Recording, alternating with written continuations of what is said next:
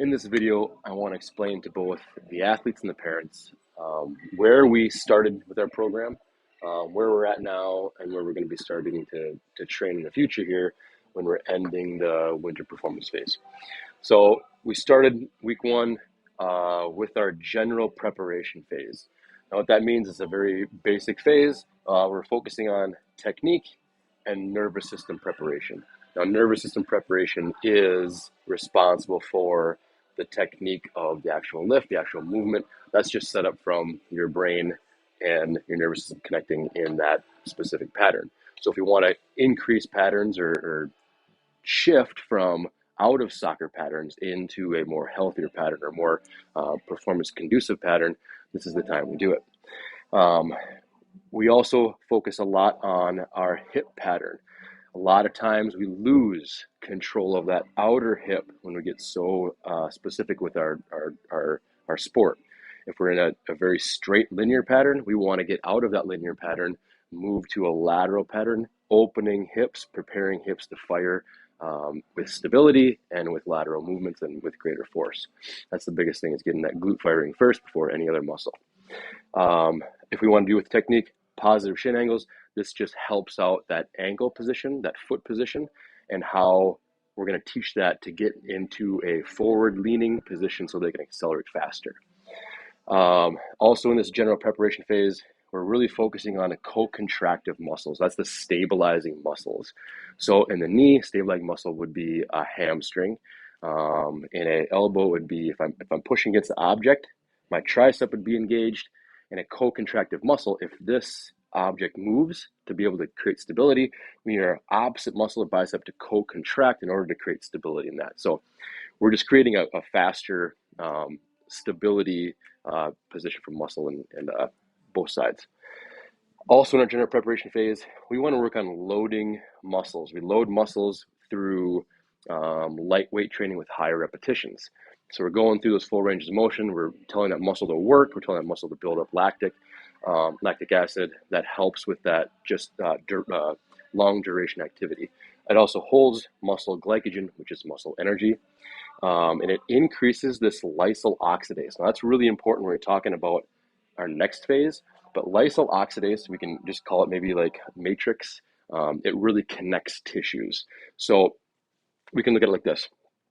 If we have different cells, like I have written over here, the matrix just creates these connections between the cells that allows the muscles to move according to bones, tendons, ligaments, joints, that kind of thing. So next we moved on to this, I call it the tissue health phase. Now I call it the tissue health phase because one of the main components is how tendons are working during this phase. So if we're looking at this lysyl oxidase, if we increase that, we can do a couple different things with it. Okay, we can increase muscle development and tendon development. So in this isometric phase, that's or eccentric isometric, I call them both the tissue health. Eccentrics is a very, very slow movement down, and the isometrics is a pretty much static position. Now, there really is no such thing as a static position, because as you hold or as you pull on a tendon, that tendon slowly starts to creep. So it starts to move. And as that tendon moves, that muscle picks up or starts contracting more, doing more of the work. So we can call basically this eccentric and isometric an eccentric movement because that muscle's constantly being fired, constantly moving. But in our eccentric movements, a main benefit of an eccentric movement is it solidifies patterns. So if we're talking about keeping your knees pushed out rather than letting your knees collapse and putting extra pressure on that MCL, we can solidify those patterns by pushing our knees out and doing a slow eccentric movement. Okay. Also, we can go into a full range of motion with a heavier weight than we normally could because that eccentric pattern is going to be a little stronger. So loading up that into a full range of motion, it really it lengthens those muscles out, and it creates for a healthier tendon, and it creates for a healthier muscle. Healthier tendon, healthier muscle. Also increases myelination. So myelination is this nervous system prep. We're actually stressing that nervous system out by putting it under a lot of tension, so that connection from your brain to that muscle tissue, it's lined by a little sheath called a myelin sheath.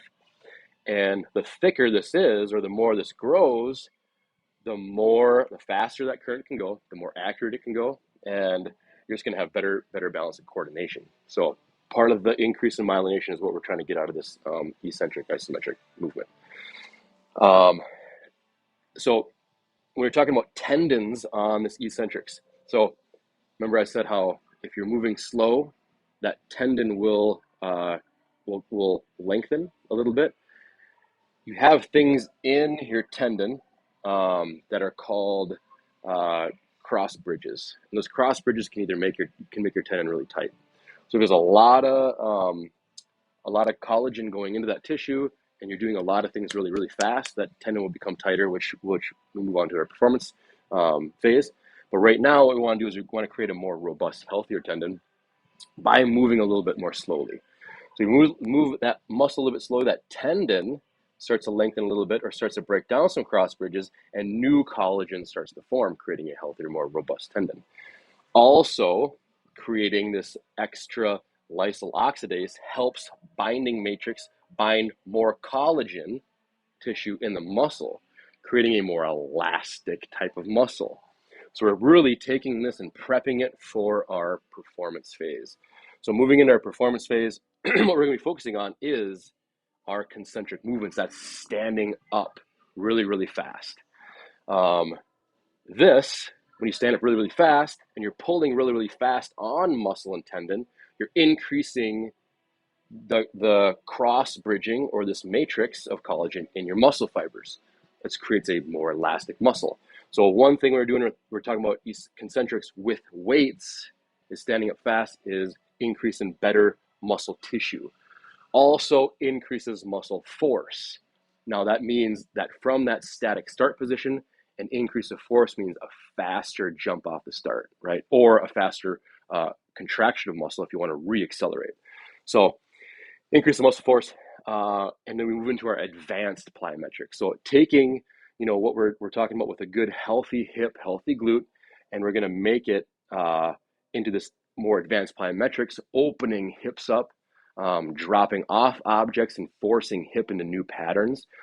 That's the advanced plyometrics on top of strengthening and tightening both muscle and the tendon. Okay, so right here, tightens the tendons with the advanced plyometrics. So if this muscle pulls in this tendon really fast, now we're not breaking those cross bridges down, we're adding cross bridges.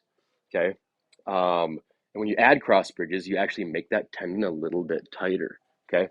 So increasing muscle reactivity in these advanced plyometrics, that just means that when we're landing, when we're punching the ground, when we're going to stabilize, that nervous system and that muscle can communicate really quickly and stabilize in that co-contractive state. Okay, co-contractive. That leads to increased coordination.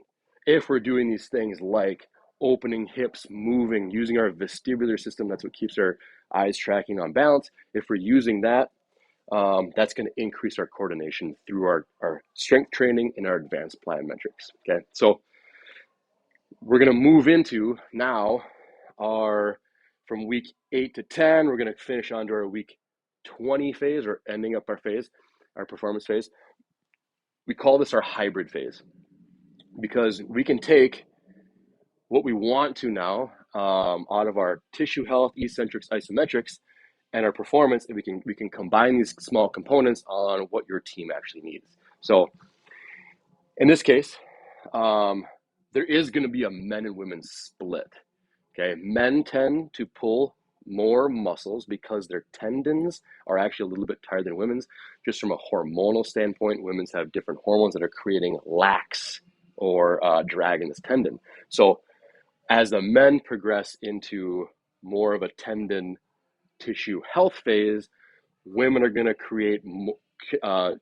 keep going with this performance tightening ligament tendon tension phase. So that's where we have our split. Men, we might move back into isometrics, focusing on muscle tissue.